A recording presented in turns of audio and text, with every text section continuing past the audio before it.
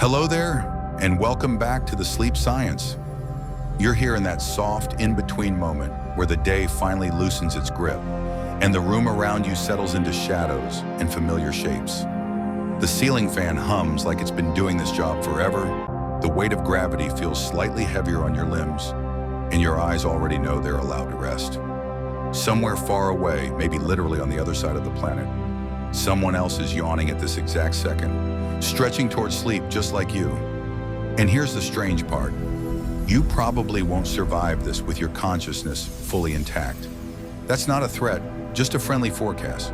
So before you get comfortable, take a moment to like the video and subscribe, but only if you genuinely enjoy what I do here. And while you're at it, feel free to drop a comment with where you're listening from and what time it is there right now. Night owl in Berlin, early evening in Sao Paulo, half asleep on a couch somewhere you swear you'll move to bed soon? Now dim the lights, maybe turn on a fan for that soft background hum, and let's ease into tonight's journey together. You're thinking about sleep already, maybe without realizing it. The idea sneaks in the way it always does, quietly as your body begins following instructions it learned long before you were born. Breathing slows, thoughts stretch out, become less urgent. And beneath all of that, under the personal routines and habits you've built, something deeper is ticking away. A rhythm, not just yours, but shared.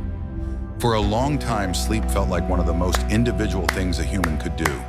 You sleep when you're tired, wake when you're not, end of story. But scientists, being famously unable to leave well enough alone, started noticing something odd when they looked beyond single bedrooms and into entire populations. When they lined up sleep data from different countries, cultures, and time zones, patterns began to appear. Faint at first, like stars barely visible through city light. The mainstream historical fact here is surprisingly recent. Large-scale sleep studies only became possible in the late 20th and early 21st centuries, when wearable devices, sleep labs, and digital time-stamped surveys finally made it feasible to compare millions of nights across the globe. Before that, researchers relied on sleep diaries, which were honest but unreliable. Because humans are very bad at remembering when they fell asleep, especially if they were already half asleep while trying to remember. It's a bit like asking someone to recall the exact moment they stopped paying attention during a meeting. Good luck with that. As the data grew, a quiet realization followed. People in wildly different environments, different diets, languages, beliefs, were drifting into sleep and out of it in ways that weren't random. Even when bedtime habits differed, the internal timing showed similarities. Peaks and valleys, clusters, a global choreography you'd never notice from inside your own head. Here's a quirky tidbit that always makes scientists smile. Early sleep researchers once tried to study circadian rhythms by isolating volunteers in caves for weeks, cutting them off from sunlight and clocks. Some participants emerged convinced only a few days had passed when, in reality, weeks were gone. Time, it turns out, is extremely bendy when you remove its usual cues, kind of like your sense of dignity when you fall asleep on public transport with your mouth open. Don't worry, we've all been there. As you lie here now, your own internal clock, the suprachiasmatic nucleus, which sounds like a villain from a sci-fi movie, from ancient keeps track of light, darkness, and routine. It doesn't care what time zone you're in or what your calendar says tomorrow. And yet, when scientists compare these internal clocks across populations, they notice synchronization points. Not perfect alignment, but echoes, like waves arriving at different beaches, but still following the same tide. Historians still argue whether this shared rhythm is primarily biological, inherited from early humans who rose and slept with the sun, or whether it's been subtly reshaped by centuries of shared social structures. Markets opening at dawn, communal meals at dusk, bells and calls and rituals marking the day. The debate hums along quietly, much like your thoughts right now, softer than they were a few minutes ago. There's also the small matter of modern life trying very hard to mess everything up. Electric light, shift work, international flights. These things yank on the rhythm, stretch it, sometimes tie it in knots. And yet, even with all that interference, the pattern doesn't disappear. It hides, it waits. like a cat pretending not to care that you exist while absolutely caring.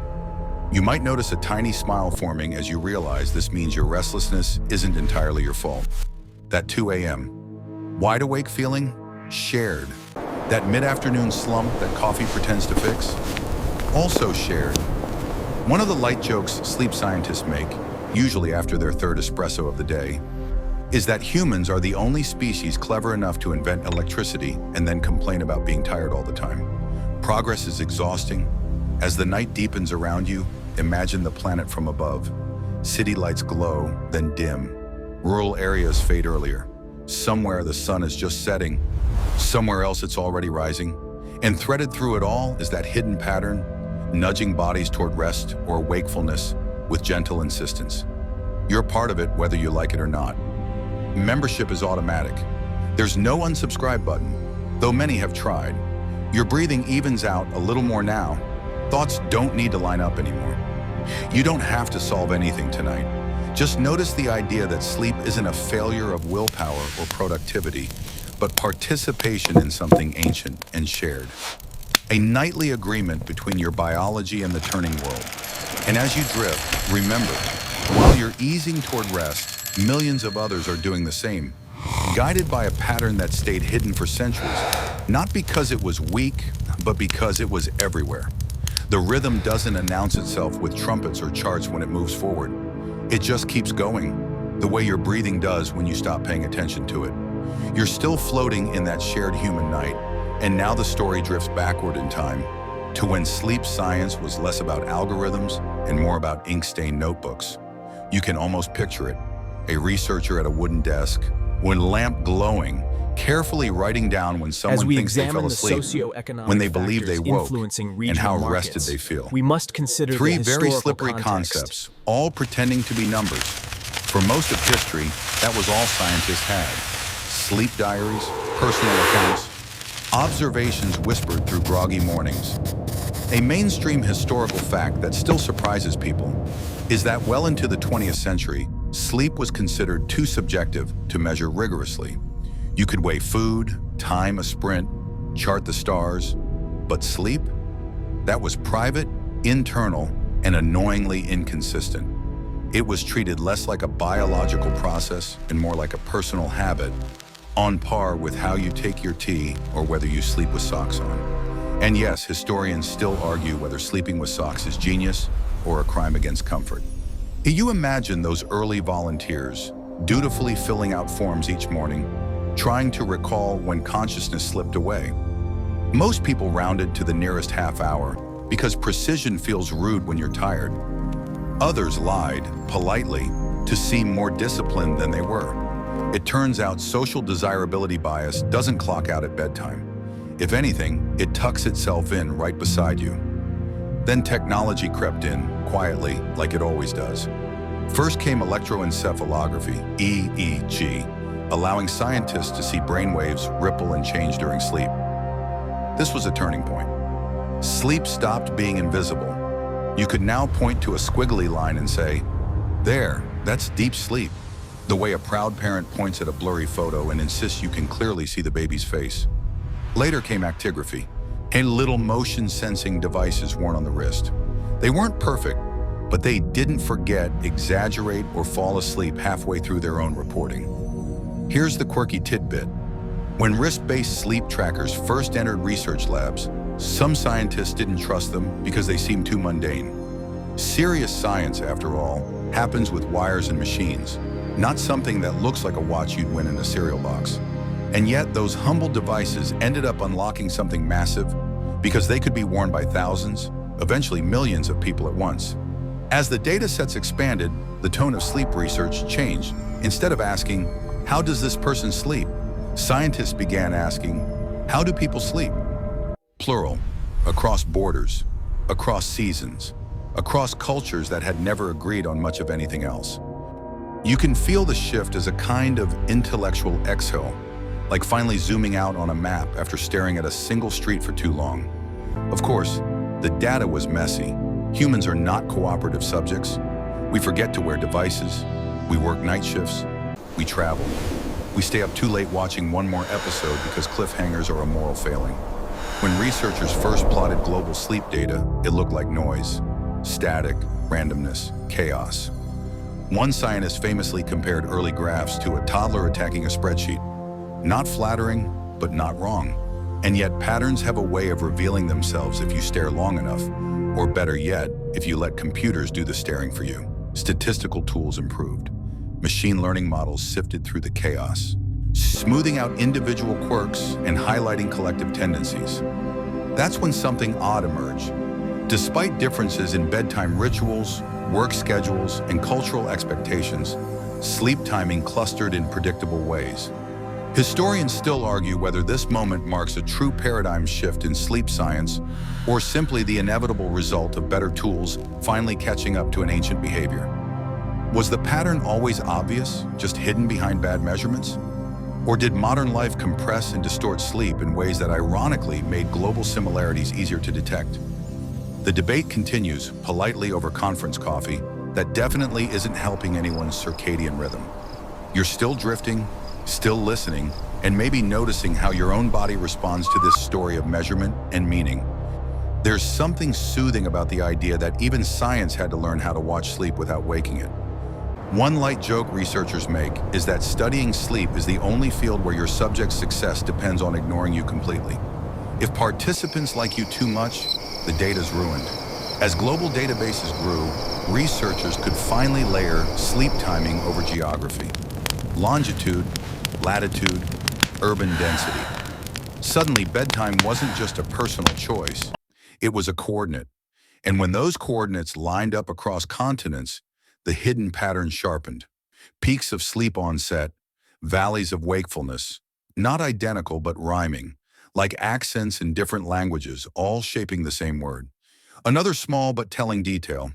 When people were asked why they slept when they did, answers varied wildly. Work, family, habit, a preference. But when scientists looked at when their bodies showed biological signs of readiness for sleep, the answers converged. Biology, it seemed, was less interested in your excuses. You might feel a yawn stretch through you now, unplanned and contagious, triggered not by boredom, but by resonance. Talking about sleep does that. It's the one topic that actively undermines its own discussion. Somewhere, a sleep scientist is smiling knowingly, having yawned through their own lecture more than once. From diaries to data, from guesswork to graphs, this section of the journey settles into a simple truth. The more carefully humans measured sleep, the less personal it appeared. Not less meaningful, just more shared. Your night fits into a vast, quietly ordered archive, one entry among billions, all pulsing with the same underlying beat. And as that realization sinks in, the noise of the day feels farther away, replaced by the gentle certainty that whatever time it is where you are, your body knows something important, and it learned it long before anyone thought to write it down. The data keeps breathing even when you're not looking at it, expanding and contracting the way your chest does now, slow and automatic. With enough nights collected, enough risks tracked, enough sleepy humans contributing without really meaning to, scientists began noticing something quietly startling. The world does not sleep evenly, not in duration, not in timing, not even in how tightly people cling to their beds once morning arrives. And yet, here's the comforting part. It's uneven in surprisingly consistent ways. You imagine a globe turning in the dark, each region marked not by borders, but by bedtimes. Average sleep duration varies by country, sometimes by more than an hour. A mainstream historical fact often cited in sleep research is that populations in Japan and South Korea, for example, have long reported shorter average sleep durations than many European countries, a trend documented as early as the late 20th century. This wasn't because people there loved exhaustion. It was tied to work culture, commuting patterns, and social expectations that quietly rewarded staying up late and waking early. Sleep in some places became a sign of weakness, which is impressive considering it's literally required to remain alive. Meanwhile, parts of Western Europe showed longer average sleep times, with later wake-ups on weekends and more consistent vacation breaks. His scientists initially chalked this up to lifestyle differences, but the pattern held even after adjusting for income, healthcare access, and climate. The unevenness wasn't random. It clustered. You can almost see it now. Bands of longer sleep, pockets of shorter rest, all arranged like a quilt stitched by invisible hands. Here's a quirky tidbit that feels almost poetic. When researchers first mapped average sleep duration by country, some joked it looked like a distorted time zone map drawn by someone half asleep. Countries at similar latitudes often showed similar sleep lengths, even when their cultures had little else in common. It was as if the sun itself was whispering instructions, softly but persistently, across borders. Timing mattered just as much as length. Some populations tended to fall asleep earlier, but wake earlier too, and others pushed bedtime late into the night, compressing sleep into a tighter window before morning obligations snapped it short.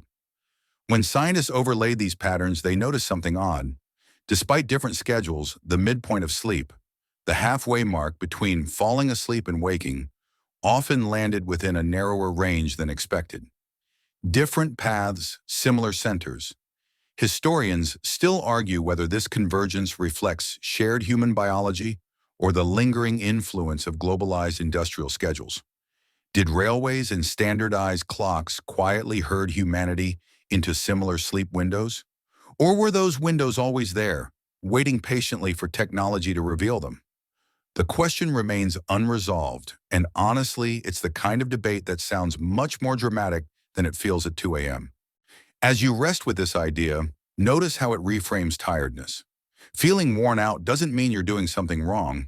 It might mean you're living in a region or a routine that nudges you slightly off your biological sweet spot. One light joke sleep researchers love is that if laziness were truly the cause of sleep deprivation, teenagers would be the most productive demographic on Earth. The data, sadly, disagrees. Urbanization added another layer to the unevenness. Cities slept differently than rural areas, even within the same country. Artificial light stretched evenings, noise fragmented nights, and yet, even here, patterns held. Urban populations tended to delay sleep onset, but didn't proportionally delay wake times. The result was shorter sleep, yes, but also more uniform timing across vast distances. When a late bedtime in New York began to resemble a late bedtime in Paris more than an early bedtime in the countryside, just outside either city. You might feel a strange mix of relief and resignation hearing this. Relief that your struggles aren't uniquely yours. Resignation that the forces shaping your sleep are larger than personal willpower. But there's comfort in scale. Being one data point among millions means you're not broken. You're representative. Another curious observation emerged when researchers compared weekdays to weekends. In countries with rigid work schedules, weekend sleep lengths jumped dramatically. In places with more flexible hours, the difference shrank. Yet the underlying biological markers, the timing of melatonin release, for example, shifted far less than behavior suggested. Your body, it seems, humors your social calendar without fully believing in it. Historians still argue whether modern society has created a permanent state of mild jet lag, sometimes called social jet lag, where biological night and social night never quite line up. The phrase sounds dramatic, but the feeling is familiar. That constant sense of being slightly out of sync, like clapping a fraction of a second too late. As you lie there now, maybe checking in with your own body without moving it, you might notice where you fall on this uneven map. Early sleeper, late drifter, somewhere in between depending on the day. Wherever you land, you're part of a global mosaic, one shaped by light, labor, and long-standing habits that reach far beyond any single bedroom. The world sleeps unevenly, yes, but not carelessly. There's order in the variation, rhythm in the imbalance. And as your thoughts slow and spread out, that knowledge settles gently beside you, like a map you don't need to read tonight. Just know is there. The uneven quilt of global sleep starts to make more sense when you lift your eyes, at least in your imagination, toward the sky. Not the stars just yet, but the daily journey of light itself. You're still lying there, still drifting. And now the story follows the sun as it slides across latitudes, stretching days here, shrinking them there, quietly tugging on biology that evolved under its rule. Light, it turns out, is the most persuasive manager you've ever had. A mainstream historical fact anchors this realization. By the mid-20th century, scientists had firmly established that circadian rhythms are primarily regulated by light exposure, not by sleep itself. In other words, your body clock doesn't care how long you slept last night. It cares when light hits your eyes. This was a turning point. Sleep stopped being the driver and became the passenger, carried along by a deeper, older cycle tied to Earth's rotation. You can almost feel the planet turning beneath you now, steady and indifferent. Latitude complicates everything. Near the equator, day and night stay relatively balanced year-round, and so do sleep schedules. Populations there tend to show less seasonal variation in sleep timing. Move farther north or south and the story changes. Summers stretch evenings into glowing marathons. Winters compress daylight into brief, gray windows. Sleep data mirrors this, with bedtimes drifting later in long summers and earlier in dark winters, even when work schedules stay the same. Your biology notices what your calendar pretends not to. Here's a quirky tidbit that feels almost unfair. In parts of Scandinavia, where the sun barely sets in summer, researchers have documented subtle fragmentation of sleep, even in people who swear they're used to it. Blackout curtains help, yes, but the brain still senses the prolonged light. It's like trying to convince yourself it's nighttime at a music festival that just refuses to end. Eventually something gives, and it's usually sleep depth. Scientists began overlaying latitude lines onto global sleep maps, and the alignment was hard to ignore. Similar latitudes, similar tendencies. Not identical, but familiar. Bedtime slid later with longer photoperiods, wake times resisted change, and sleep duration flexed in between. This helped explain why certain countries, oceans apart, ours shared sleep characteristics while neighbors differed sharply. The sun doesn't care about passports. Historians still argue whether ancient humans experienced the same seasonal sleep shifts or whether modern housing and artificial light have exaggerated them. Did our ancestors simply sleep longer in winter and shorter in summer? Or did they structure nights differently altogether, with segmented sleep and long periods of quiet wakefulness? The evidence is patchy, like half-remembered dreams, and the debate remains pleasantly unresolved. As you sink deeper into the mattress, notice how your own sleep responds to seasons. Maybe winter makes you drowsier, heavier, like moving through syrup. Maybe summer nights feel restless, stretched thin by lingering light and late dinners. One light joke among chronobiologists is that humans spend half the year complaining about being tired and the other half insisting it's too nice out to go to bed. The sun apparently has a sense of humor. Biology sits at the center of this dance. Specialized cells in your eyes detect light and relay that information directly to the brain's clock. Not vision, just brightness. Even with eyes closed, light can sneak through. This is why scrolling your phone at night feels harmless but isn't. Your brain interprets that glow as a tiny, insistent sunrise, nudging your internal night a little later. Across billions of people, those nudges add up. When researchers accounted for latitude and light exposure, the hidden global patterns sharpened again. Differences remained, but the underlying structure grew clearer. Sleep wasn't just shaped by culture or choice, it was constrained by geometry, the angle of sunlight, the tilt of the planet, cosmic trivia with very personal consequences. Historians still argue whether modern humans could ever fully override this influence. Could we, in theory, engineer a society where sleep timing ignores natural light entirely? Or would biology always push back, quietly but firmly, the way it does now?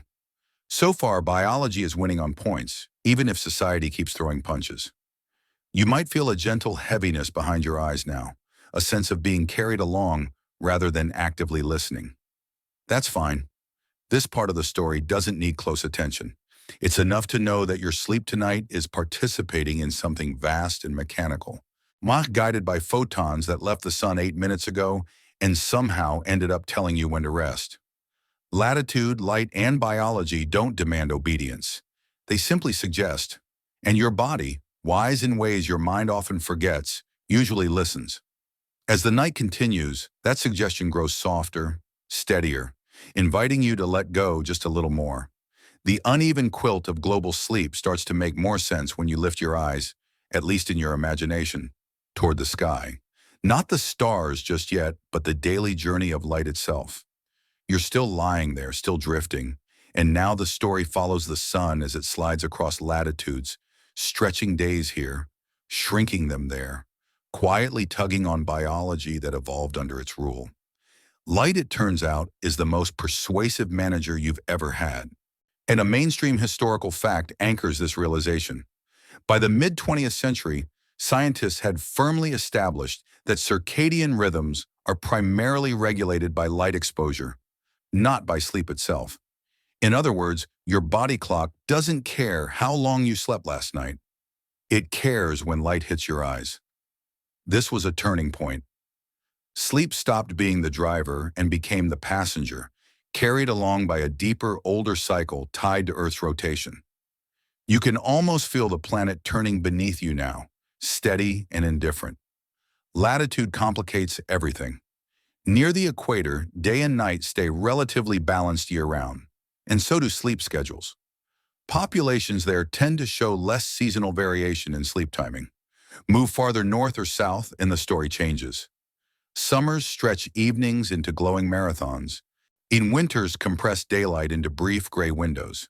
Sleep data mirrors this, with bedtimes drifting later in long summers and earlier in dark winters, even when work schedules stay the same. Your biology notices what your calendar pretends not to. Here's a quirky tidbit that feels almost unfair. In parts of Scandinavia, where the sun barely sets in summer, researchers have documented subtle fragmentation of sleep, even in people who swear they're used to it. Blackout curtains help, yes, but the brain still senses the prolonged light. It's like trying to convince yourself it's nighttime at a music festival that just refuses to end. Eventually something gives, and it's usually sleep depth. Scientists began overlaying latitude lines onto global sleep maps, and the alignment was hard to ignore. Similar latitudes, similar tendencies. Not identical, but familiar. Bedtimes slid later with longer photo periods, wake times resisted change, and sleep duration flexed in between. This helped explain why certain countries, oceans apart, shared sleep characteristics while neighbors differed sharply. The sun doesn't care about passports. Historians still argue whether ancient humans experienced the same seasonal sleep shifts or whether modern housing and artificial light have exaggerated them. Did our ancestors simply sleep longer in winter and shorter in summer? Or did they structure nights differently altogether, with segmented sleep and long periods of quiet wakefulness? The evidence is patchy, like half-remembered dreams, and the debate remains pleasantly unresolved. As you sink deeper into the mattress, notice how your own sleep responds to seasons. Maybe winter makes you drowsier, heavier, like moving through syrup. Maybe summer nights feel restless, stretched thin by lingering light and late dinners. One light joke among chronobiologists is that humans spend half the year complaining about being tired and the other half insisting it's too nice out to go to bed. The sun, apparently, has a sense of humor. Biology sits at the center of this dance. Specialized cells in your eyes detect light and relay that information directly to the brain's clock. Not vision, just brightness. Even with eyes closed, light can sneak through. This is why scrolling your phone at night feels harmless, but isn't. Your brain interprets that glow as a tiny, insistent sunrise, nudging your internal night a little later. Across billions of people, those nudges add up. When researchers accounted for latitude and light exposure, the hidden global patterns sharpened again. Differences remained, but the underlying structure grew clearer. Sleep wasn't just shaped by culture or choice, it was constrained by geometry, the angle of sunlight, the tilt of the planet, cosmic trivia with very personal consequences. Historians still argue whether modern humans could ever fully override this influence. Could we, in theory, engineer a society where sleep timing ignores natural light entirely? Or would biology always push back, quietly but firmly, the way it does now? So far, biology is winning on points, even if society keeps throwing punches. You might feel a gentle heaviness behind your eyes now, a sense of being carried along rather than actively listening. That's fine. This part of the story doesn't need close attention. It's enough to know that your sleep tonight is participating in something vast and mechanical, guided by photons that left the sun 8 minutes ago and somehow ended up telling you when to rest. Latitude, light, and biology don't demand obedience. They simply suggest. And your body, wise in ways your mind often forgets, usually listens. As the night continues, that suggestion grows softer, steadier, inviting you to let go just a little more.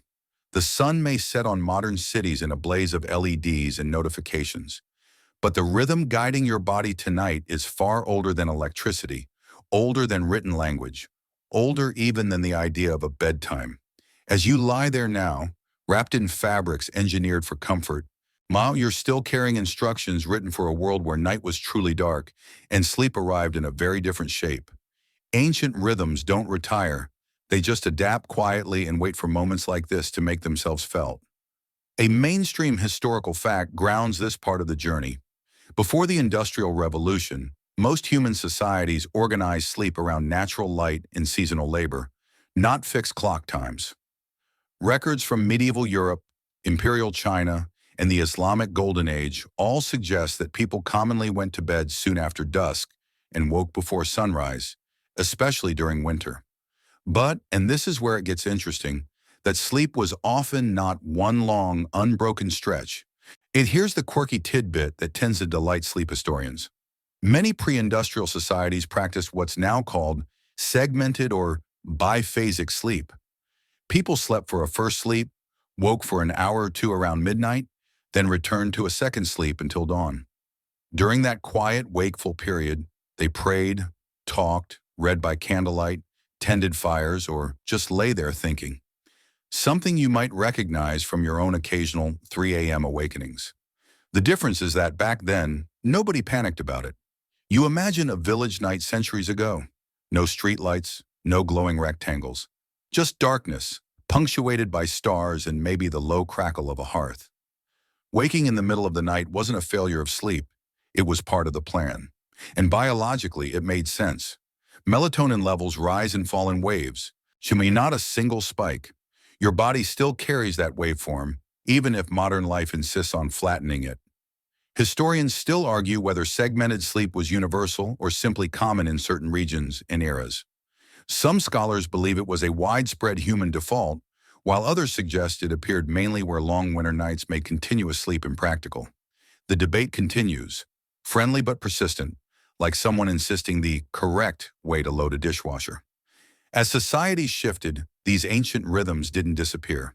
They were compressed. Agricultural schedules, religious observances, and communal living all shaped when people rested and woke. Early morning prayers, shared meals, evening storytelling.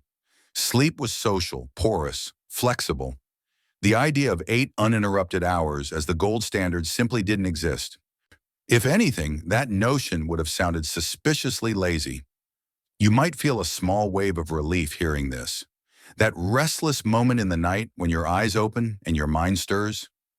That's not your brain malfunctioning. It's echoing an older pattern, one your ancestors followed under skies far darker than yours.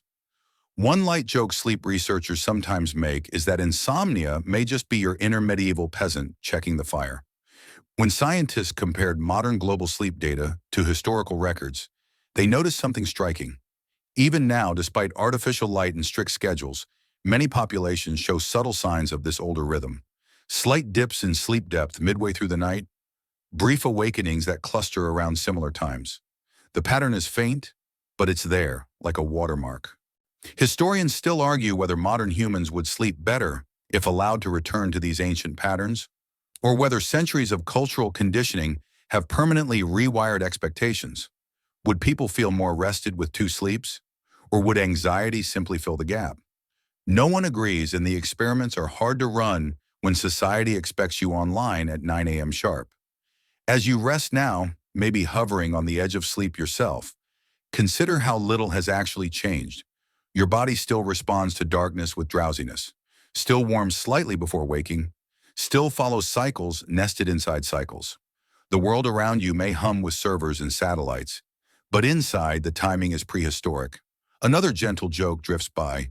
Humans invented alarm clocks, then spent the next century hating them. Ancient rhythms never needed one.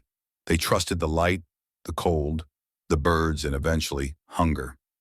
Your alarm tomorrow, if you use one, is a compromise, not a command. The hidden global pattern scientists found doesn't just reflect modern behavior. It resonates with these ancient tendencies.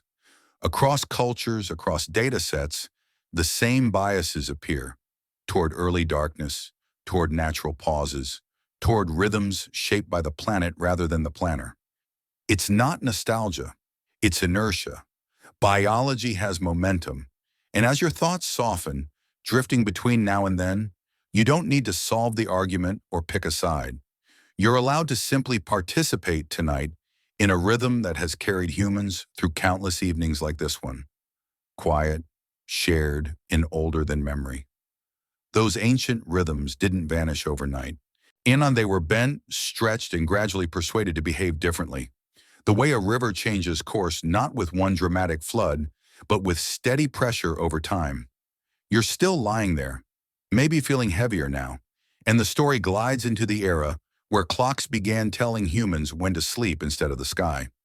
This is where time itself became loud. A mainstream historical fact marks the shift. The widespread adoption of mechanical clocks in Europe between the 14th and 17th centuries slowly transformed daily life. But it was the Industrial Revolution of the 18th and 19th centuries that truly standardized time. Factory whistles, shift bells, and later train schedules demanded synchronization. Sleep, once flexible and responsive, had to compress into predictable blocks. And the night became a resource to manage, not a landscape to move through. You can almost hear it, the factory horns slicing through early morning air, summoning workers from beds that hadn't quite finished their business. Suddenly, waking before dawn wasn't a seasonal necessity, it was a requirement. Bedtime crept later too, as artificial lighting made evenings usable. The ancient middle-of-the-night pause grew inconvenient. Segmented sleep didn't fit neatly between shifts and whistles, so it faded, or at least went underground. Here's a quirky tidbit that feels oddly modern. When gas lighting spread through major cities in the 19th century, some doctors warned it would overstimulate the nervous system and lead to widespread exhaustion. They weren't wrong. They were just early. Evening productivity soared. But sleep debt followed closely behind, like an unpaid bill quietly accruing interest. Industrial time didn't just change when people slept, it changed how they thought about sleep. Rest became something you did after work, not something interwoven with life. 8 hours emerged as an ideal, not because biology demanded it, but because it fit neatly into a 24-hour day, divided into work, leisure, and rest. The slogan, 8 hours for work, 8 for rest, 8 for what we will, captured a compromise, not a discovery. Historians still argue whether this new structure improved overall well-being or simply redistributed exhaustion. On one hand, standardized schedules allowed for coordinated society, transport, commerce, shared expectations. On the other, they flattened individual differences, forcing night owls and early birds into the same narrow window. The debate continues, and both sides are usually tired when they argue it. As you rest now, notice how deeply industrial time is embedded in your life. Alarm clocks, work days, weekends that feel like permission slips for sleep. One light joke sleep scientists make is that the snooze button is humanity's quiet rebellion against the factory whistle. You may have pressed it yourself this morning, or yesterday, or every day this week. No judgment, it's a tradition. When researchers analyze global sleep data with work schedules in mind, another layer of the hidden pattern emerged. Countries with longer average work hours tended to show later bedtimes, but not later wake times. Squeezing sleep. Shift work created visible scars in the data, irregular timing, fragmented rest, only higher variability. And yet, even here, the underlying biological rhythm didn't disappear. It showed up as increased fatigue, higher error rates, and that familiar sense of being permanently out of phase. Historians still argue whether humans can ever fully adapt to night work. Some point to small populations who seem to manage it better. Others argue that long-term night shifts inevitably conflict with circadian biology. The evidence leans toward the latter, but society keeps trying because someone has to keep the lights on, ironically. You might feel a soft frustration rise and fall as you hear this. So much of your sleep is shaped by systems you didn't choose, but there's also comfort in naming it. Tiredness isn't always personal failure. Sometimes it's structural. Industrial time asked a lot of human biology. Russian biology complied just enough to keep things running. Even leisure time became structured. Evenings filled with entertainment, social obligations, scrolling, one more episode. Artificial light blurred the boundary between day and night, making it easier to ignore fatigue signals. Globally, this pushed sleep onset later, especially in urban and industrialized regions. And yet wake times remain stubborn, anchored by work and school. The result? A global pattern of delayed nights and shortened rest? Another gentle joke floats by. Humans invented light bulbs to extend the day, then spent decades inventing sleep aids to recover the night. Progress, apparently, is a loop. As this section settles, you're left with the sense that industrial time didn't erase ancient rhythms. It simply overlaid a grid on top of them.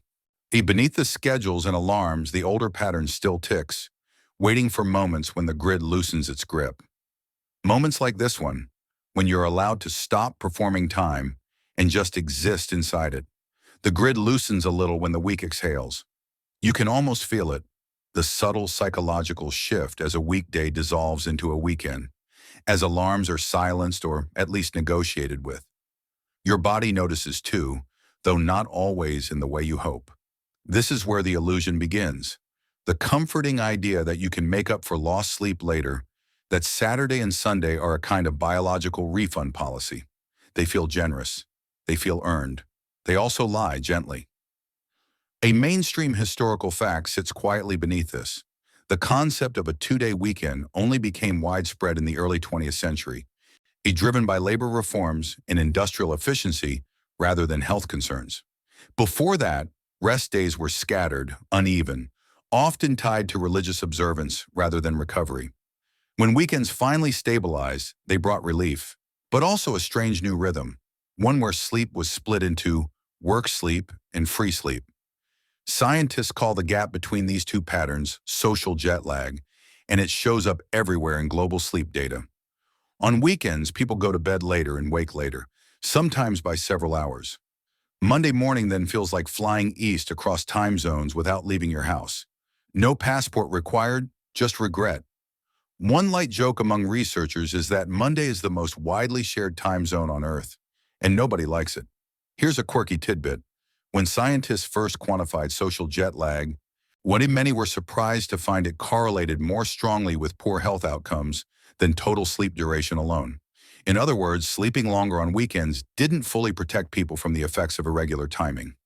Your body prefers consistency over indulgence, a bit like a cat that wants dinner at exactly the same time every day and will scream about it if you're late. When global data sets were analyzed, the weekend effect appeared almost everywhere, but with regional differences. Countries with stricter work schedules showed larger weekend shifts. Places with flexible hours or cultural acceptance of midday rest showed smaller ones. And yet, across continents, the same pattern repeated. Weekends delayed sleep timing, but the biological clock barely budged. Melatonin release shifted by minutes, not hours. Behavior changed. Biology shrugged. Historians still argue whether weekends unintentionally worsen sleep health by encouraging irregularity, or whether they remain a necessary pressure valve in an otherwise rigid system. Are they a cure that works imperfectly, or a bandage that hides a deeper wound? The answer likely depends on who you ask, and whether you're asking them on a Sunday night or a Tuesday morning. As you lie here now, maybe close to a weekend yourself, or maybe not, you might recognize the feeling, that Sunday evening restlessness. The sense that sleep is slipping away faster because tomorrow demands something of you. Globally, this moment shows up in the data as a spike in delayed bedtimes and shortened sleep. Sunday night insomnia is not a personal quirk. It's practically a demographic category. Another gentle joke drifts in. Humans spend Friday celebrating freedom, Saturday pretending responsibilities don't exist, and Sunday quietly grieving the concept of time. Sleep just gets caught in the emotional crossfire. What makes the weekend illusion so convincing is that it feels restorative in the short term. Sleeping in feels good. It reduces immediate sleepiness. But when researchers tracked attention, reaction time, and mood across weeks, they found that irregular sleep timing accumulated costs. The body clock doesn't reset fully. It stumbles forward, then gets yanked back. The hidden global pattern, those shared peaks and valleys, gets blurred, not repaired. Historians still argue whether future work structures might soften this effect. Shorter work weeks, flexible start times, remote work. Early data suggests some improvement, but the core issue remains. Biology likes rhythm, not negotiation. You can bend it, but it remembers. As your breathing slows, this section doesn't ask you to fix anything. There's no moral here about perfect sleep hygiene, just an understanding. Weekends aren't failures. They're coping mechanisms. They reveal how much strain the weekday pattern places on human biology and how resilient that biology is, even when mistreated. The illusion fades not into disappointment, but into clarity. Rest isn't something you stockpile, it's something you practice, night after night, in time with a rhythm that doesn't care what day it is. And as you drift further down, that rhythm keeps going, steady and patient, whether it's Monday or not. The rhythm bends again as the story wanders across cultures. She drifting through warm afternoons and shaded streets where sleep doesn't always wait politely for nightfall. You're still here, still sinking, and now the global pattern picks up texture, layers of tradition, habit, and collective permission to rest at unexpected times. Not everyone agrees that sleep must be a single event, neatly packaged between midnight and morning. A mainstream historical fact opens this door. Daytime napping has been documented for centuries in Mediterranean, Latin American, Middle Eastern, and parts of Asian cultures, often tied to climate and labor patterns. The midday rest, whether called a siesta or something else, wasn't laziness. It was adaptation. When the sun was hottest and work least efficient, people pause. Sleep simply followed opportunity. Here's the quirky tidbit that always raises eyebrows. In some rural regions before electrification, people reported feeling more alert overall with a shorter nighttime sleep supplemented by a regular afternoon nap. Modern experiments suggest there may be truth to this. Split sleep schedules can maintain performance, if they're consistent. The problem isn't napping, it's randomness. Your body is picky like that. When scientists overlaid nap habits onto global sleep data, the hidden pattern didn't disappear, it shifted. Populations with regular siestas often went to bed later at night, but still achieved similar total sleep over 24 hours. More interestingly, their circadian markers showed a subtle dip in alertness in the early afternoon that aligned neatly with nap timing. Biology, once again, seemed to nod in approval when culture and climate agreed. Historians still argue whether siestas emerged primarily because of heat or because of agricultural schedules that naturally paused at midday. Did the nap follow the sun or the plow? The answer, like most things in sleep history, is probably both. Either way, the practice persisted long enough to leave biological fingerprints. As you listen, you might feel a flicker of recognition, that heavy-lidded feeling after lunch, the urge to rest that modern workplaces often pretend is a moral failing. One light joke among sleep researchers is that the post-lunch slump isn't caused by food, it's caused by being human. The sandwich just takes the blame. Urbanization and globalization complicated this picture.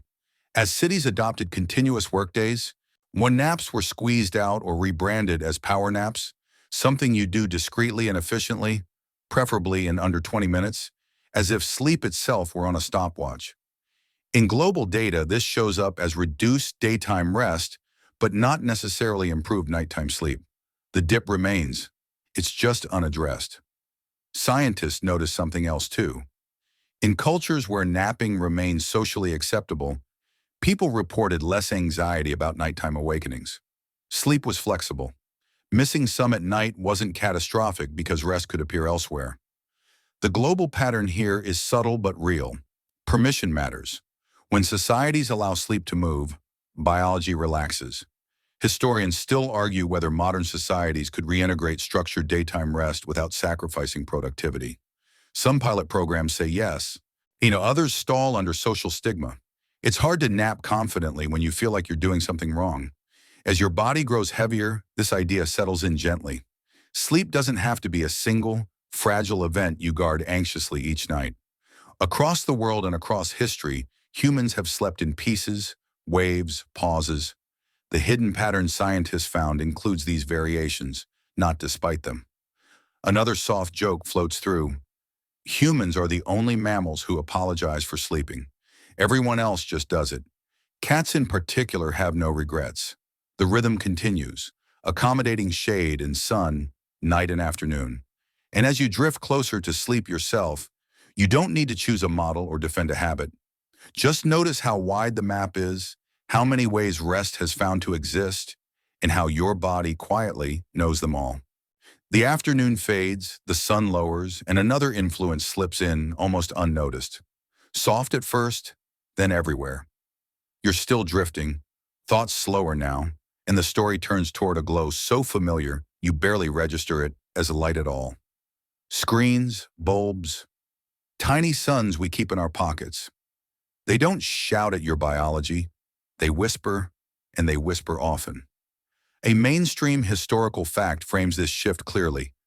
Widespread electric lighting became common in households during the late 19th and early 20th centuries, extending waking hours by several hours in industrialized societies. This single change altered sleep timing more consistently than almost any cultural habit before it.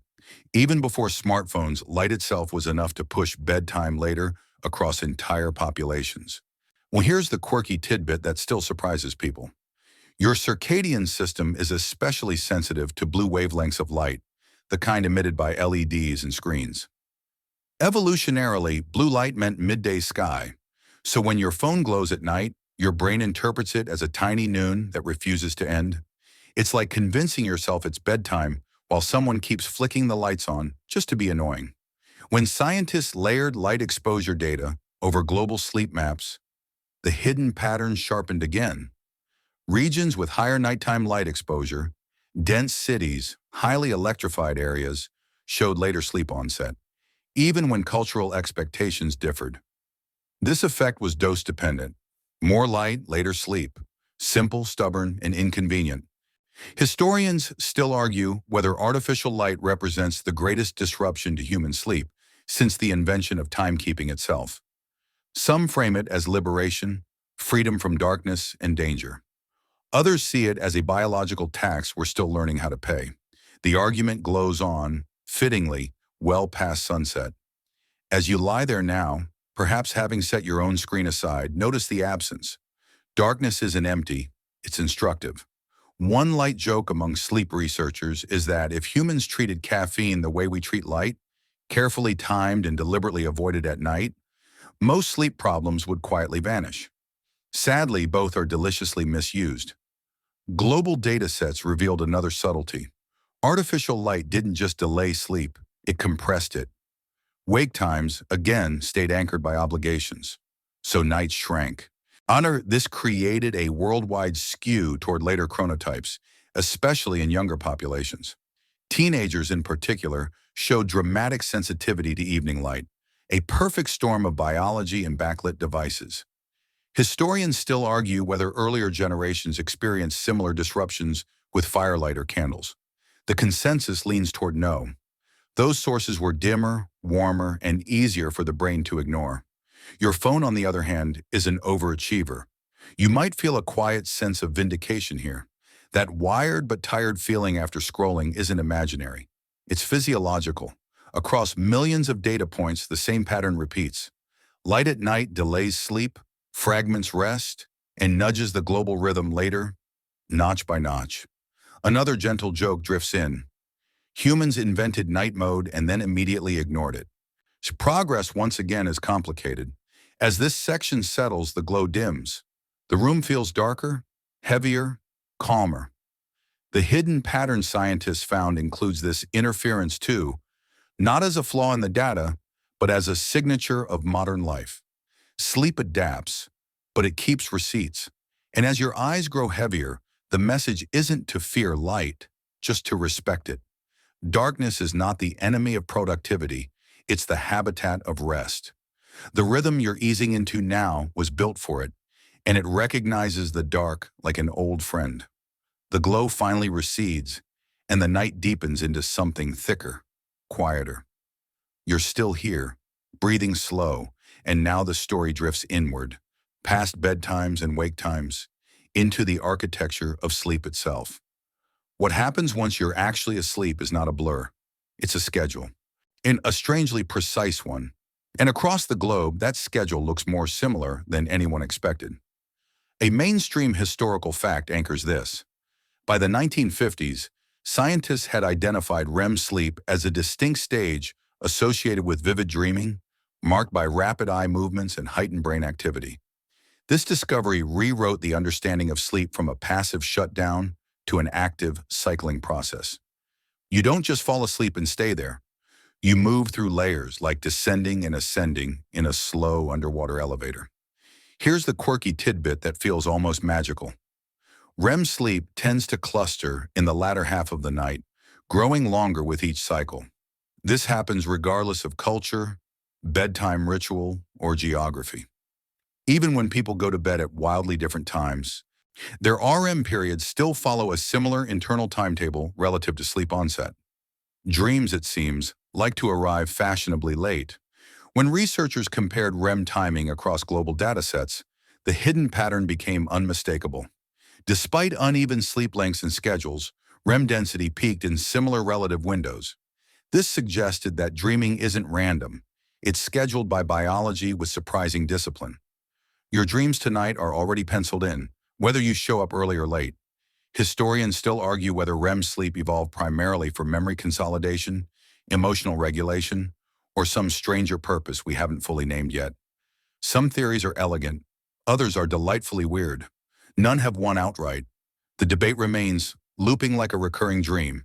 As you drift, I may be catching fragments of imagery already. Consider how universal dreaming is. People dream in every culture, in every era, even if the interpretation changes. One light joke sleep scientists share is that if dreams truly predicted the future, most of us would spend our lives running late and looking for bathrooms. The brain, it seems, has a sense of humor. The global pattern extended beyond REM. Deep sleep, too, showed consistent placement, heavier in the first part of the night, tapering as morning approached. Even in populations with shorter total sleep, the structure held. The body protected deep sleep first, trimming dreaming later when time was scarce. Survival before storytelling. Historians still argue whether modern sleep deprivation disproportionately steals REM sleep or simply compresses the entire cycle. Evidence suggests both, depending on timing and light exposure. Either way, the internal order remains. Sleep doesn't dissolve under pressure, it reorganizes.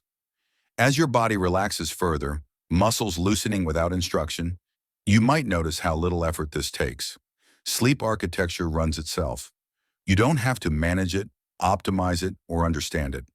Across the planet, billions of brains are doing the same quiet work, cycling through stages in near synchrony.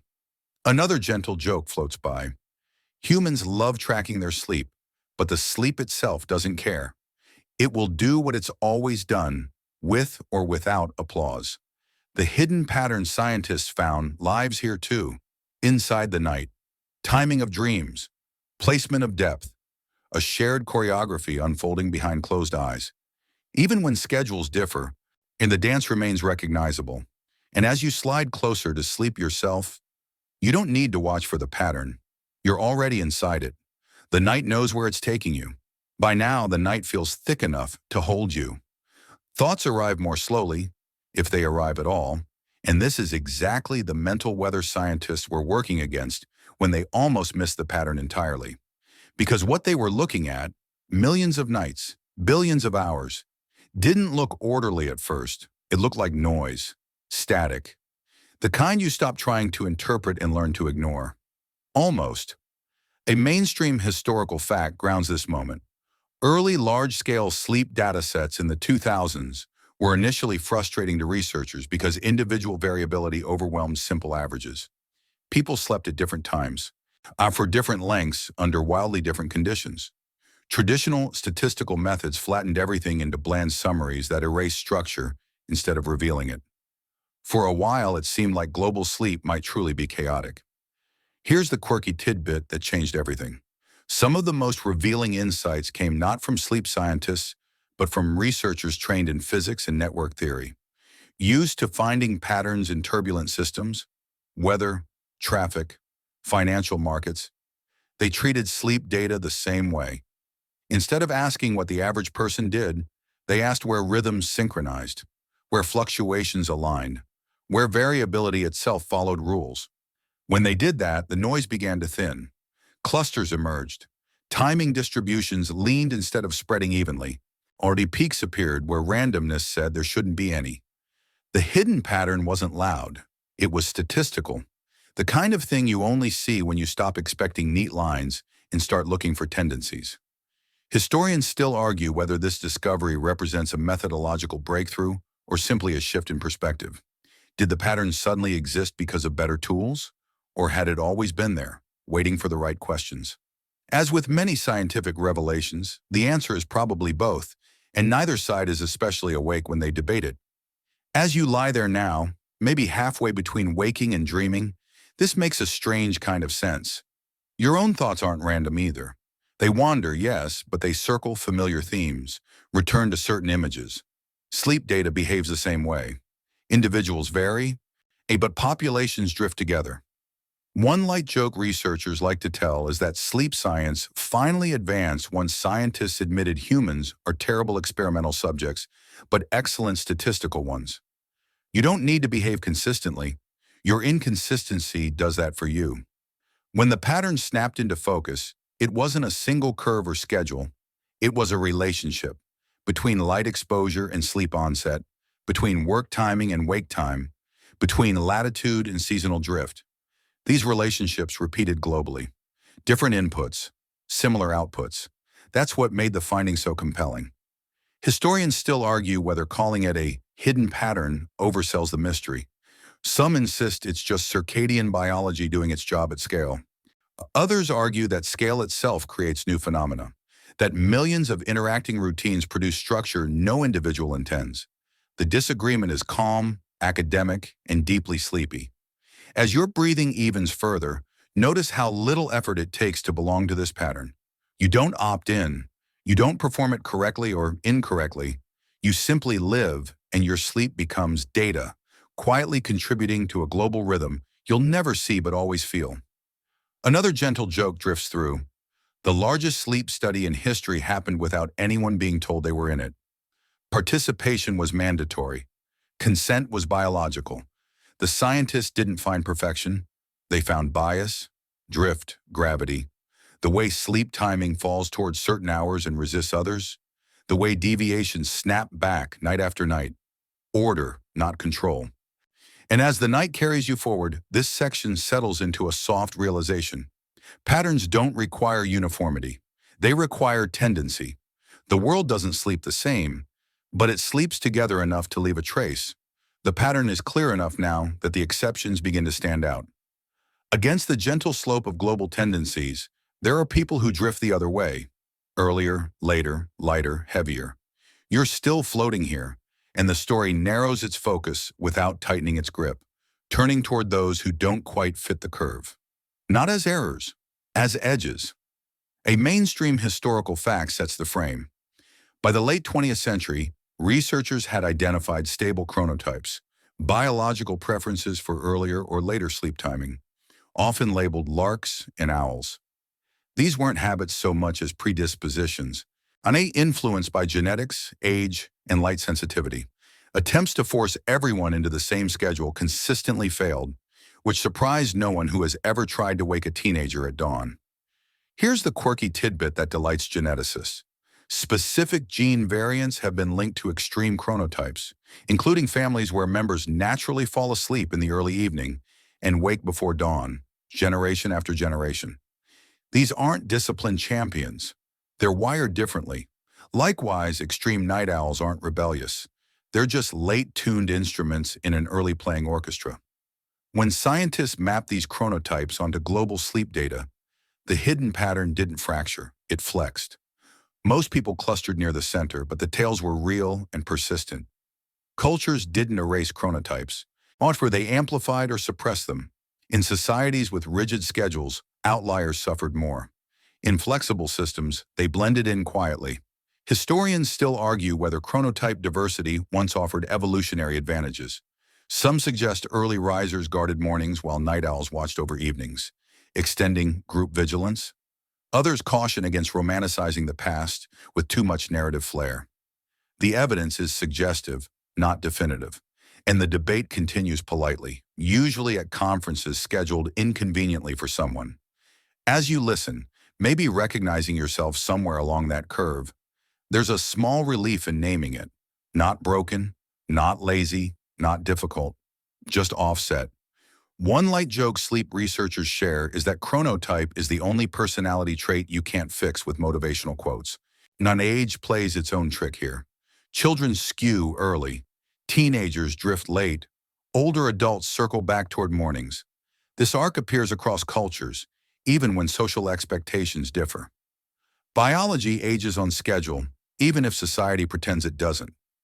The global pattern became sharper when researchers excluded outliers, and then sharper again when they put them back. Because even those who sleep against the curve still respond to light, still cycle through stages, still show the same internal architecture. They're not outside the system, they're just leaning against its edges. Historians still argue whether modern life creates more outliers or simply reveals them. Did artificial light and flexible work increase chronotype diversity, or did they finally allow it to surface? No clear answer. Just more data, quietly accumulating. But as your body sinks deeper, this section doesn't ask you to change your type or defend it. It simply places you somewhere along a long, gentle distribution that stretches around the planet. You're not late or early in a moral sense. You're timed. Another soft joke drifts by. The world needs both alarm clocks and snooze buttons, preferably invented by different people. The curve holds. The edges matter. And as you drift further down, you're carried not toward an average, but toward rest, wherever your own timing happens to fall. Sometimes the rhythm falters. Not gently, not gradually, but abruptly, like missing a step in the dark. You're still drifting, but the story leans into moments when the global pattern strains or snaps, when sleep is pushed so far out of alignment that the consequences ripple outward. These breaks aren't subtle in the data. They show up like bruises. A mainstream historical fact anchors this. Large-scale disruptions, wars, famines, rapid industrial shifts, have repeatedly altered population sleep patterns, often within a single generation. During World War II, for instance, blackout regulations, night shifts, and air raid schedules drastically reshaped when and how people slept across Europe. Sleep didn't disappear, but it fractured, redistributed into naps, shallow nights, and constant fatigue. The pattern bent hard. Here's the quirky tidbit that feels almost surreal. During prolonged crises, people often report dreaming more vividly despite sleeping less. Researchers believe heightened emotional load pushes the brain to prioritize REM sleep when it can, like saving the most important files during a power outage. Even broken sleep tries to do its job. When scientists examined modern disruptions, shift work, chronic jet lag, extreme urban noise, the effects looked eerily similar: increased errors, slower reaction times, mood instability, and crucially, these effects scaled with how far sleep timing drifted from the underlying circadian rhythm, not just with how short sleep became. Timing mattered as much as quantity. Historians still argue whether societies underestimate the collective cost of disrupted sleep. Individual tiredness is easy to dismiss.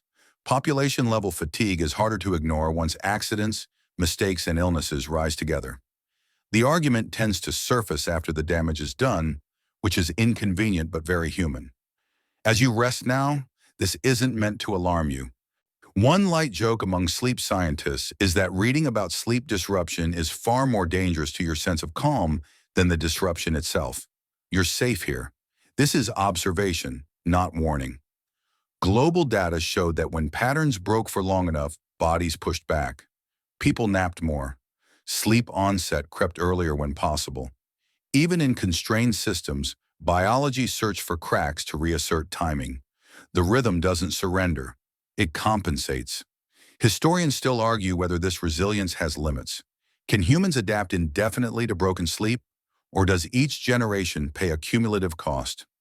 No one agrees. The data hints at thresholds, but life keeps running the experiment, whether we approve or not. And now, as promised, the pace softens. The story loosens its grip, sentences stretching, edges rounding.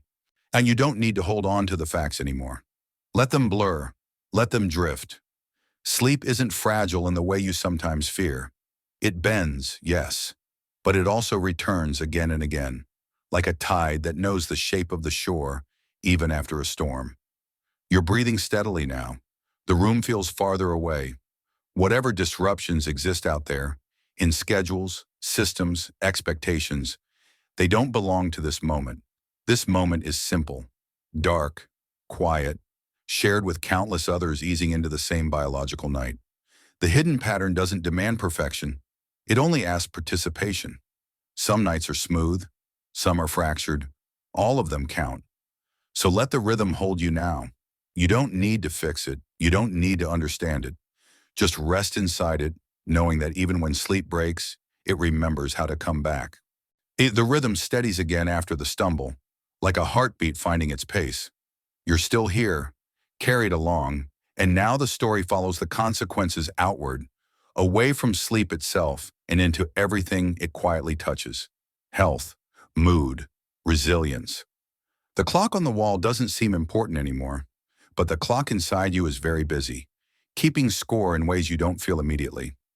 A mainstream historical fact frames this connection clearly. By the late 20th century, large epidemiological studies had linked irregular sleep timing, not just short sleep, to increased risk of cardiovascular disease, metabolic disorders, and depression. This was a shift. For a long time, researchers focused on hours slept. Then they noticed that when those hours happened, mattered just as much. Timing, once again, refused to be ignored. One, you might picture the body as a city that runs on schedules. Hormones rise and fall. Body temperature dips and climbs. Immune cells patrol more actively at certain hours. When sleep drifts too far from its expected window, these systems fall slightly out of sync. Not dramatically, not all at once, just enough to matter over years. One light joke among sleep scientists is that the body is incredibly forgiving in the short term and incredibly petty in the long term. It keeps receipts. Here's the quirky tidbit that often surprises people. Mood appears to be especially sensitive to sleep timing. Studies have shown that people with similar sleep duration but later bedtimes report higher rates of irritability and low mood than earlier sleepers. This doesn't mean night owls are doomed. It means misalignment carries emotional weight. Your feelings, it turns out, have a schedule. When researchers overlaid mental health data onto global sleep maps, the hidden pattern echoed again. Populations with greater social jet lag, bigger gaps between biological and social time, showed higher rates of anxiety and mood disorders. The relationship wasn't perfect, but it was persistent. Sleep timing didn't cause everything, but it leaned on the scales. Historians still argue whether modern increases in mood disorders are driven more by sleep disruption or by the stresses that disrupt sleep in the first place. Is sleep the messenger or the message? The debate circles endlessly, like a thought that won't quite resolve itself before you drift off. As you lie there now, this isn't meant to make you audit your habits. And another gentle joke floats by. The fastest way to ruin a good night's sleep is to worry about whether you're sleeping correctly. Awareness is helpful. Obsession is caffeinated. Physical health tells a similar story. Irregular sleep timing has been linked to changes in glucose regulation, appetite hormones, and inflammation. People who eat and sleep at odd hours show different metabolic responses than those on regular schedules, even when total calories and sleep time are similar. The clock inside your cells prefers predictability. Surprise parties are fun for humans, less so for mitochondria. The global pattern sharpened when scientists looked at recovery. People whose sleep aligned more closely with their circadian rhythm bounced back faster from illness and stress. Their immune responses were more coordinated. Healing, it seems, so likes a timetable. This may explain why jet lag feels worse when you're already run down. Your defenses are busy resyncing. Historians still argue whether ancient societies intuitively protected sleep timing during illness in ways modern ones have forgotten. Sick days, communal care, enforced rest. These practices existed long before lab measurements. Were they cultural wisdom or simple necessity? Probably both, and neither one required a spreadsheet. As your body rests now, perhaps feeling pleasantly heavy, notice how little effort it takes to heal when sleep arrives naturally. Muscles repair, memories settle, emotions soften at the edges. One light joke researchers sometimes share is that sleep is the closest thing humans have to a daily system update. Best run overnight, preferably without interruption. Whack, the hidden global pattern includes resilience too. Populations under chronic stress still show circadian structure, still protect certain sleep stages, still rebound when conditions improve. Sleep is not fragile glass. It's more like woven fabric. You can stretch it, wrinkle it, even tear it a little, and it still holds. Historians still argue whether future societies will take sleep timing more seriously as a public health issue. School start times, shift scheduling, urban lighting. The data suggests benefits, but change moves slowly, especially when it requires admitting that biology has opinions. As this section settles, you don't need to remember the risks or the mechanisms. Just the tone. Sleep isn't only about rest, it's about alignment. When your internal night lines up with the world, things work more smoothly. When it doesn't, the friction shows up in small, cumulative ways. And right now, here in this moment, alignment is simple. Darkness, stillness, a body allowed to follow its own timing. The clock inside you hums contentedly, and for once, nothing is asking it to hurry. The arguments never quite stop. They just lower their voices as the night goes on. You're still drifting, carried forward, and now the story turns toward the people who can't agree on what's really in charge here. Biology or culture, nature or habit, the clock in your cells or the clock on the wall. The hidden pattern sits in the middle of the debate, quietly refusing to pick a side. A mainstream historical fact frames this disagreement. Since the mid-20th century, chronobiology has demonstrated that circadian rhythms persist even when social cues are removed. Isolated from clocks and sunlight, humans still fall into roughly 24-hour cycles, drifting slightly but never dissolving into randomness. This was powerful evidence for biological control, and it made cultural explanations nervous. And yet, culture pushed back. Here's the quirky tidbit scholars love to bring up at conferences. When entire societies rapidly change sleep behavior during industrialization, electrification, or mass adoption of digital technology, sleep timing shifts within a generation, far faster than genetics could explain. Biology may write the rules, but culture edits the schedule, so the arguments sharpen. Some researchers emphasize hardwired mechanisms, light sensitivity, hormonal cycles, neural clocks ticking away regardless of preference. Others highlighted social scaffolding, work hours, school start times, shared meals, expectations about productivity. Both camps had data. Both slept poorly during grant deadlines. Historians still argue whether the global sleep pattern reflects a biological attractor, an internal timing toward which humans naturally drift, or a cultural convergence shaped by globalization and shared technology. Did the pattern emerge because we are the same species, or because we now live in similarly structured worlds? The debate remains unresolved and politely tense. As you lie there now, it may feel obvious that the answer is both. One light joke among sleep scientists is that biology loads the gun and culture pulls the trigger. It's funny because it's accurate, and also because scientists use metaphors like that at 8 a.m. while holding coffee like a life raft. Global data complicates the argument further. When researchers compare genetically similar populations living under different social conditions, sleep timing shifts. When culturally similar groups live under different light environments, sleep timing shifts again. Each factor matters. Neither fully wins. Even within a single society, the pattern bends around norms. Later dinners push later bedtimes. Early school bells pull wake times earlier. Over time, the population average moves, not randomly, but predictably following pressure points. The hidden pattern isn't rigid, it's elastic. Historians still argue whether earlier societies respected biological limits more intuitively. Without artificial light or strict schedules, sleep may have flowed more freely, or perhaps people were just as tired. They just complained less because there was no comment section. We'll never know for sure. As your breathing deepens, this debate doesn't demand resolution. You don't need to choose a side. Your body already has. It responds to light. It responds to routine. It responds to expectation and relief. It negotiates constantly, finding balance where it can. Another gentle joke drifts through. Humans love arguing about free will while setting alarms. Sleep apparently is unimpressed by philosophy. The hidden global pattern survives these disagreements because it doesn't belong to either camp.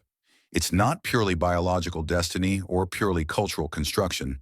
It's an interaction, a conversation repeated nightly across billions of lives, shaped by both photons and policies. And as this section settles, the argument fades into background hum. You don't need to solve sleep to enter it. You only need to stop resisting the moment when biology and culture briefly agree that it's time to let go. The argument's quiet and curiosity takes their place. If a pattern exists, broad, resilient, shared, then the next natural impulse is to look ahead and ask what it will do next. You're still drifting, thoughts loose now, and the story leans gently into the future, where scientists stop describing sleep and start trying to predict it. Not to control it exactly, more to see how it might bend. A mainstream historical fact frames this forward glance. By the early 21st century, researchers began using predictive models to forecast sleep timing at population levels, combining circadian biology with data on light exposure, work schedules, and technology use. These models weren't crystal balls, they were weather forecasts. And they didn't tell you exactly when someone would sleep, only where pressure systems were forming. Here's the quirky tidbit that makes futurists smile. Some models suggest that without intervention, average sleep timing in urban populations will continue drifting later for decades, even if total sleep duration stabilizes. In other words, humanity may not sleep less, but it may sleep later. The night stretches, morning complains. When scientists ran these models across different regions, the hidden pattern reappeared as a constraint. No matter how late bedtime drifted, there were limits. Biology pushed back. Extreme delays increased error rates, illness, and burnout, which in turn forced schedule changes. The future didn't look like endless nights. It looked like oscillation. Push. Correct. Repeat. HANA historians still argue whether future societies will adapt proactively or reactively. Will work and school shift earlier or later to match biology? Or will biology keep absorbing the cost until something breaks? The debate feels familiar, just projected forward, like an old argument wearing new clothes. As you rest now, there's something oddly comforting about this. Sleep doesn't spiral into chaos in the models. It bends, yes, but it curves around the same internal scaffolding. Even with more screens, more light, more flexibility, the pattern holds its shape. Another light joke floats by. The future may bring flying cars, but humans will still be tired. Some predictions are timeless. Technology, ironically, appears on both sides of the forecast. The same devices that delay sleep also generate the data that reveals its limits. Adaptive lighting, flexible scheduling, smarter urban design. These interventions show promise in simulations, not because they defeat biology, but because they listen to it. Historians still argue whether earlier predictions underestimated human adaptability or overestimated societal willingness to change. Biology adapts slowly. Institutions adapt slower. Sleep waits patiently in between. As your body sinks deeper, the future stops feeling abstract. Whatever happens decades from now, tonight's rhythm is old and dependable. The models don't change that. They just confirm it. The hidden pattern stretches forward, not as a straight line, but as a corridor. Wide enough for variation, narrow enough to guide, and as you drift closer to sleep, you don't need to know where it leads, only that it continues. Once the future is sketched, even faintly, the attention naturally turns inward. If there's a global rhythm, durable, predictive, shared, then the quiet question follows. What can you do with it? You're still drifting, and this part of the story doesn't sit up or start making lists. It simply explores the idea that maybe alignment is less about control and more about cooperation.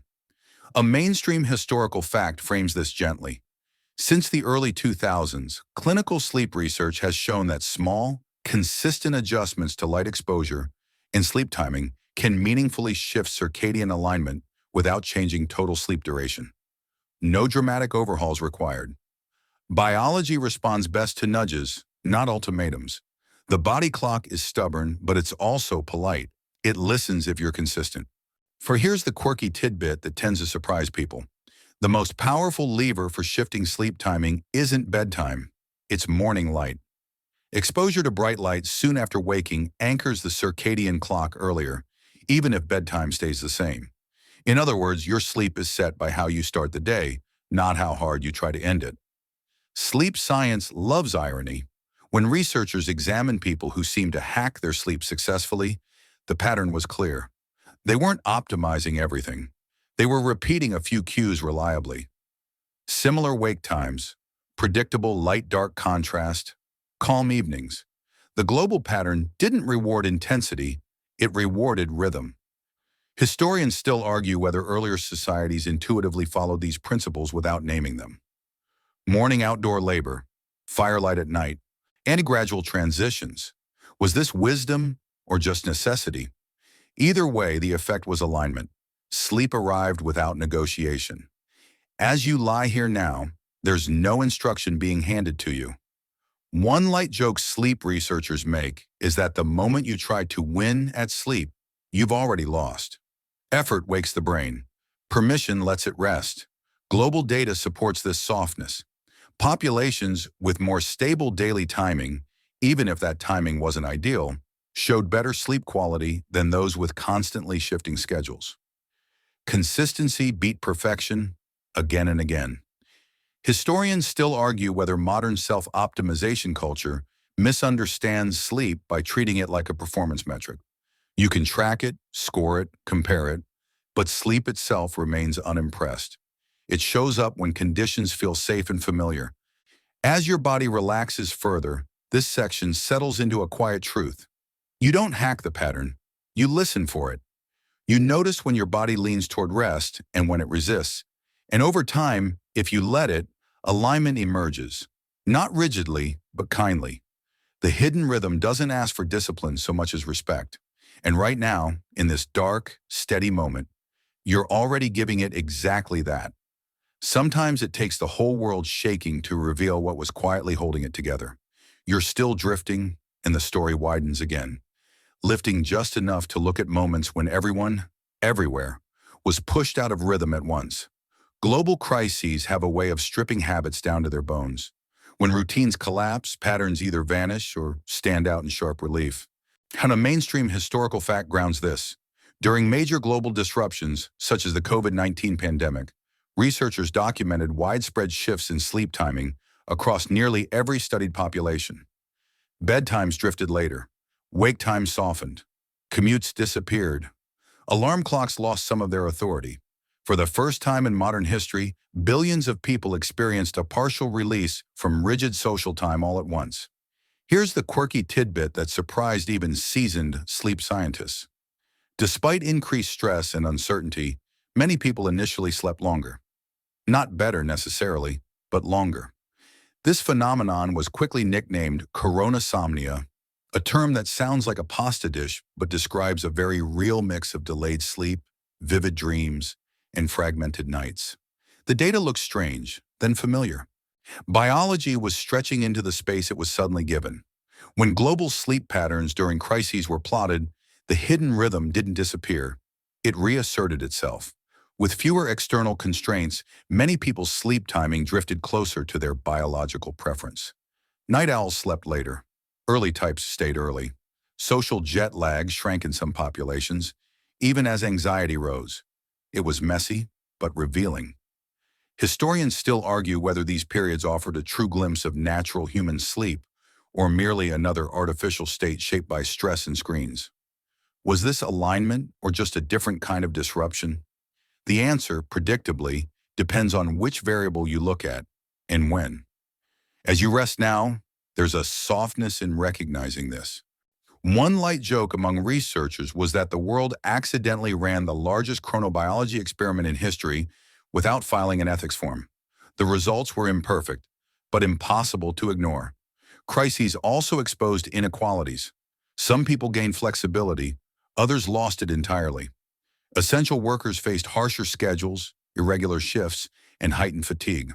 The global pattern fractured along social lines, reminding scientists that biology doesn't operate in a vacuum. Circadian rhythms respond to power, policy, and pressure just as much as photons. Historians still argue whether future crises will push societies to redesign work and rest more humanely, or whether memory will fade and old schedules will snap back into place. History suggests both. Change arrives, change recedes, biology waits. As your breathing deepens, this section doesn't linger on fear or instability. Instead, it leaves you with a quieter insight. Even when the world is unsettled, sleep keeps trying to organize itself. It looks for regularity. It searches for darkness. It adapts, imperfectly but persistently. The hidden global pattern became easier to see when everything else broke. That alone says something important. Sleep isn't a luxury reserved for calm times. It's a stabilizer during chaos, a nightly attempt at repair when days make no sense. And as you drift further down, safe in this small pocket of stillness, you're doing what humans have always done during uncertain moments. You're resting when you can, letting the rhythm carry you, trusting that even if tomorrow feels unclear, the night still knows what to do. The world recedes again, leaving something smaller and closer. Now, after all the maps, models, and arguments, the rhythm turns inward, toward you. Not as a data point, but as an experience. You're still drifting, maybe barely listening now, and this part of the story doesn't add anything new so much as it connects everything you've already felt but never named. A mainstream historical fact sits quietly beneath this. For as long as humans have recorded their inner lives, sleep has been described as both deeply personal and mysteriously shared. Ancient texts from Greece, India, China, and the Middle East all describe sleep as a borderland, private in sensation, communal in timing. Everyone crossed it. Everyone returned changed, even if only slightly. Here's the quirky tidbit that feels intimate rather than academic. People across cultures tend to report their most reflective thoughts not at peak alertness, but during the slow descent into sleep. This liminal state, sometimes called hypnagogia, has been linked to creativity, insight, and emotional processing. You're not thinking clearly right now, and that might be the point. Historians still argue whether societies once valued this in-between state more openly. Poets certainly did. Inventors claimed it. Monks described it. Modern life mostly ignores it, rushing you either back to productivity or all the way into unconsciousness. The middle gets lost. As you lie here now, the global pattern becomes something you can feel rather than imagine. The slight heaviness in your limbs, the soft narrowing of attention, the sense that time is stretching instead of ticking. These sensations show up in labs and surveys and data sets, but they live here first, in the body. One light joke sleep researchers sometimes make is that the best proof sleep science is accurate is that people stop listening halfway through the explanation. If your mind is wandering, congratulations. You're participating correctly. The hidden pattern scientists found doesn't replace your experience, it validates it. That tug toward rest at certain hours, that resistance at others, that strange comfort in knowing others feel it too, even if they're continents away. Your night is personal, but it isn't lonely. Historians still argue whether modern emphasis on individuality has made people forget how shared basic rhythms really are. Meals, rest, light, darkness, these were once communal anchors. Now they're negotiated privately, sometimes anxiously, and yet the body remembers belonging. As your breathing slows even further, now this section doesn't ask you to reflect or improve or adjust. It simply invites you to notice. Your inner night has its own weather, its own tide. Some nights it's smooth, some nights it's restless. All of them fit inside the same global curve. Another soft joke drifts through. You've spent your whole life learning when to speak, when to work, when to show up. But sleep is the one appointment you don't need to schedule. It arrives when it's ready. The rhythm you've been hearing about all this time isn't abstract anymore. It's in your eyelids, your jaw, the gentle way thoughts are starting to dissolve into images rather than sentences. This is what the data looks like from the inside. And as this section fades, there's nothing left to analyze. Only the quiet understanding that your sleep tonight is both uniquely yours and quietly synchronized with millions of others. Each of you drifting inward, together, guided by a pattern you don't have to see to follow. The rhythm doesn't end. It doesn't resolve into a final answer or a neat conclusion. It simply carries on, the way waves do once you stop watching them. You're still here, though here is starting to feel less precise, and the story gently loosens its hold, inviting you not to understand the pattern anymore, but to drift back into it. A mainstream historical fact rests quietly beneath this closing stretch. Throughout recorded history, humans have marked the night not as an absence but as a return to rest, to stillness, to something reliable, even in eras of great uncertainty. So sleep remained the most democratic ritual of all. Kings slept, farmers slept, empires rose and fell, but night kept coming. Biology insisted. Here's a quirky tidbit that feels almost tender. In many ancient languages, the words for sleep and peace share the same root. Rest wasn't just physical, it was emotional, social, existential. To sleep was to trust, if only briefly, that the world would still be there when you opened your eyes again. You're doing that now, whether you think about it or not.